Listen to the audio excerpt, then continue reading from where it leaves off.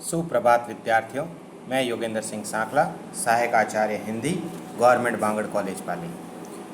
BA तृतीय वर्ष के विद्यार्थियों के प्रथम प्रश्न पत्र के प्रथम अध्याय मैथिली शरण गुप्त और मैथिली शरण गुप्त के अंतर्गत के कई अनुताप का हम व्याख्यात्मक अध्ययन कर रहे थे, जिसके अंतर्गत हमने पढ़ा था कि किस प्रकार से चित्रकूट में एक सभा का आयोजन होता है और उस सभा के अंतर्गत सभी अयोध्या से आए हुए मंत्री गण व रानियां व सभी राजकुमार उपस्थित होते हैं और एक सभा का आयोजन होता है, वहाँ राम उपस्थित होते हैं।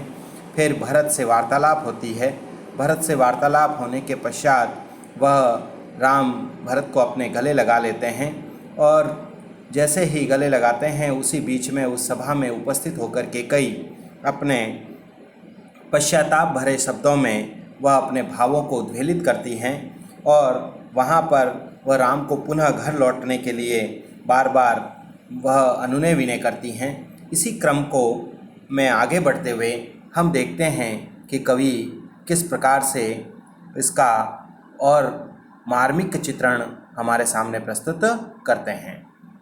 तो आगे की कविता के अंतर्गत का है, थी श नक्षत्र शशि निशा ओस टपकाती, रोती थी नीरव सभा हृदय थपकाती, उल्कासी रानी दिशा दीप्त करती थी, सब में भय विस्म और खेद भरती थी, क्या कर सकती थी मरी मंथरा दासी, मेरा ही मन रह सका ना निज विश्वासी, जल पंजर गत अब अरे अधीर अभागे, ये ज्वलित भाव थे स्वयं तुझी में जागे।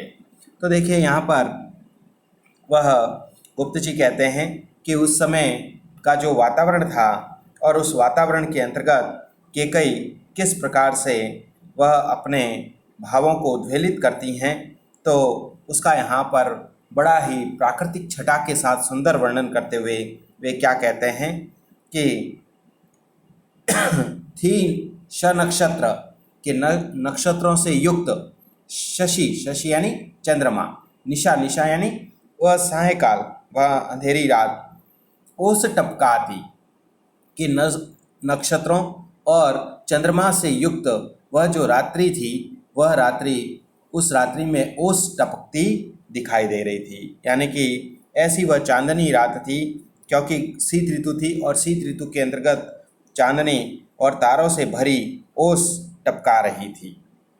रोती थी नीरव सभा हृदय थपकाती कि सभा चुपचाप हृदय को पीटती हुई रो रही थी। सारी जो सभा है वह अपने थपकाती, थपकाती का मतलब होता है पीटना, पीटती हुई रो रही थी सारी जो सभा है।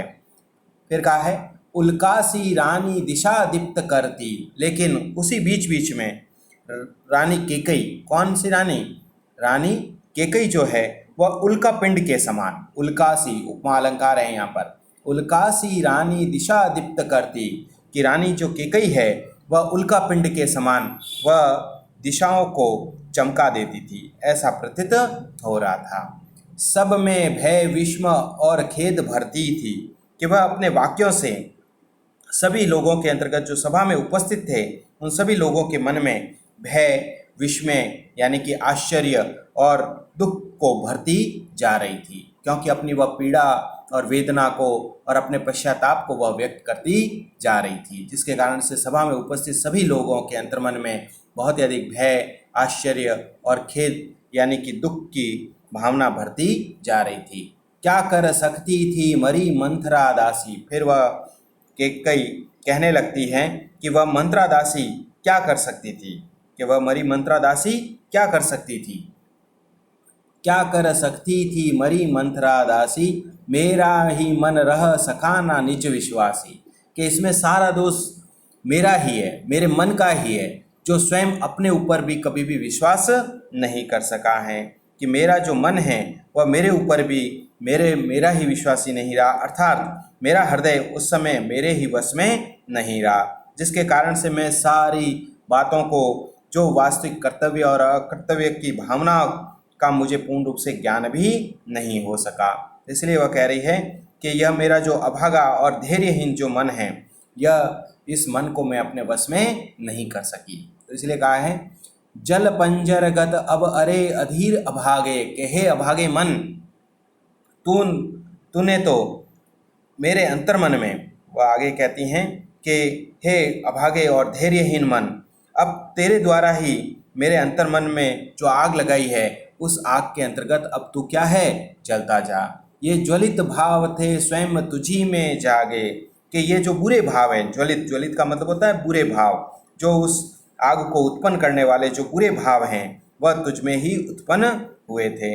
इस प्रकार के बुरे भाव स्वयं मेरे अंतर्मन में ही विद्यमान थे, क्योंकि वह कैकेयी ये कहना चाहती हैं कि मेरे मन में पति सुख और पुत्र के स्नेह का भाव होने के कारण से ही मैंने ये सारी बातें उत्पन्न की और ये सारे मतलब घटना का मैं कारण बनी। इसी प्रकार से आगे कहा है पर था क्या केवल ज्वलित भाव ही मन में। अब यहाँ पर वह कह रही है कि जो ज्वलित जो भावना है वह ही केवल मेरे अंतर्मन में थी, इसके अलावा मेरे अंतर्मन में कुछ भी नहीं था क्या, कि जो मैंने आग लगाई है ये ऐसे आग लगाने वाले भाव ही मेरे अंतर्मन में उपस्थित हुए थे क्या, नहीं। वह ये कहना चाह रही है कि ये जो कुछ भी किया है वो मैंने अपने पुत्र के स्नेह के अंतर्गत किया है। तो इसलिए वह कह रही है पर था क्या केवल ज्वलित भाव ही मन में, कि मेरे अंतर्मन में केवल ऐसा प्रज्वलित और ज्वलित और अनिष्टकारी विचार ही मेरे अंतर्मन में था। क्या शेष बचा था कुछ न और इस जन्म में, के संसार में इस बुरे विचारों के अलावा और कुछ भी शेष नहीं बचा था क्या।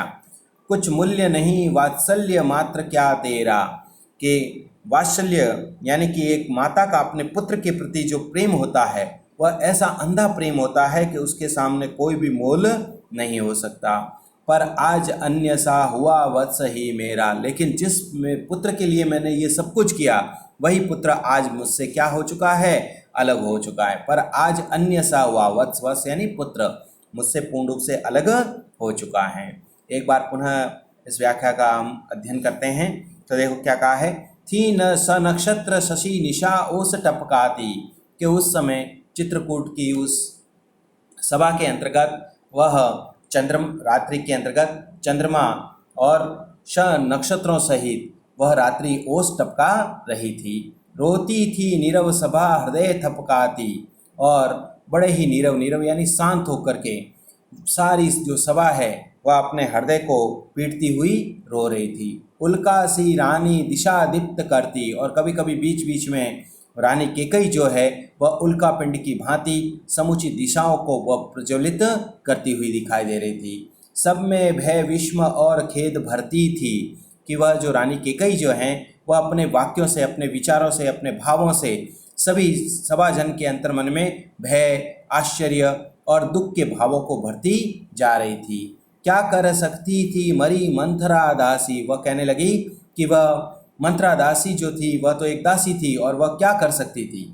मेरा ही मन रह सका न निज विश्वासी, कि स्वयं मेरा ही जो मन है वह अपने आप पर ही विश्वास नहीं कर सका, स्वयं पर ही विश्वास नहीं कर सका। जल पंजर गद अब अरे अधीर अभागे, के हे अभागे मन, किसको संबोधित किया है, मन को, के हे अभागे और अधीर मन। जल पंजर गद, कि तू अब जो है उसी आग में, उसी प्रज्वलित आग में तू निरंतर जलता रहे। ये ज्वलित भाव थे स्वयं तुझी में जागे, कि हे मेरे अंतर्मन, तेरे अंदर ही ये विषम ज्वाला रूपी जो भाव है वह तुझ में ही उत्पन्न हुए थे, इसलिए हे मन तू अब अंदर ही अंदर जलता रहे। तो इस प्रकार से वह अपने भावों को व्यक्त करती हैं। फिर क्या कहा है, पर था क्या केवल ज्वलित भाव ही मन में, वह स्वयं ही प्रश्न करती हुई कह रही हैं कि हे मन, केवल तेरे अंतर्मन में ये ऐसे ज्वलित भाव, ऐसे बुरे विचारधारा, अनिष्टकारी भाव ही तेरे अंतर्मन में थे। क्या शेष बचा था कुछ न और इस जन्म में, के संसार में इसके अलावा और कुछ भी नहीं बचा था। कुछ मूल्य नहीं वात्सल्य मात्र क्या तेरा, कि वात्सल्य के कारण से मैंने ये सारी जो घटना घटित हुई, यह सभी कुछ मेरे पुत्र के प्रति, जो एक माता का जो पुत्र के प्रति जो प्रेम होता है, उस पुत्र के प्रेम के कारण से ही यह सारी घटना घटित हुई। इसलिए कहा कुछ मूल्य नहीं वात्सल्य मात्र क्या तेरा, कि वात्सल्य के सामने इसका कोई मोल नहीं। पर आज अन्य सा हुआ वत्स भी मेरा। लेकिन जिस पुत्र के लिए मैंने ये सभी कुछ किया, वही पुत्र आज मुझसे अलग हो चुका है। तो इस प्रकार से यहाँ पर एक माता का अपने पुत्र के प्रति जो भाव है वह भाव प्रदर्शित होता है। उसके साथ साथ हम देखते हैं कि वह सारा जो दोष है वह अपने ऊपर लेती हैं कि यह सभी कुछ होने का जो कारण बना है, राम वन में गए और भरत जिस प्रकार से मुझसे रुष्ट हुआ, तो ये और महाराजा दशरथ की जो मृत्यु हुई, इन सारी घटनाओं का कारण वह स्वयं को मानती हैं। इस प्रकार से यहाँ पर स्थान स्थान पर यदि देखें हम उल्कासी, यहाँ पर जो है उपमा अलंकार हैं, और यहाँ देखें स नक्षत्र निशासी, ठीक है ना, ओस टपकाती, ये तो यहाँ पर जो है वह रूपक अलंकार का प्रयोग हमें देखने को मिलता है। उत्प्रेक्षा अलंकार का भी प्रयोग हुआ है। तो इस प्रकार से उपमा, रूपक, उत्प्रेक्षा, काव्यलिंग आदि अनेक प्रकार के अलंकारों का प्रयोग हमें इस रचना के अंतर्गत दिखाई देता है। और अनुप्रास अलंकार का प्रयोग तो स्थान स्थान पर होता ही दिखाई देता है हमें। और प्रश्नवाचक चिन्ह, प्रश्नात्मक शैली का भी प्रयोग किया गया है, जो कि एक पूर्ण रूप से प्रश्न किया गया है। उसके साथ साथ विस्मय के भावों का भी यहाँ पर उद्वेलित होता हुआ हमें देखने को मिलता है, और खड़ी बोली भाषा का पूर्ण रूप से प्रयोग होता हुआ दिखाई पड़ता है।